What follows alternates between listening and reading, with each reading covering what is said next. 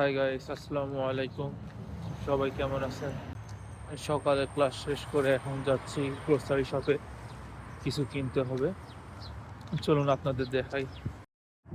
এটা হচ্ছে fresh grosser retail shop. এখানে মোটামুটি সব জিনিসই পাওয়া যায়, গ্রোসারি আইটেম। এই দেখুন, এখানে ফল, এগুলো হলো প্যাকেট করা ফল।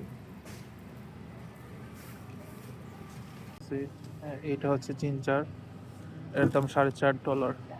আর এই সাইডটা হলো প্যাকেট করা সব ভেজিটেবল আইটেম। এখানে কুকিজ, বিস্কিট।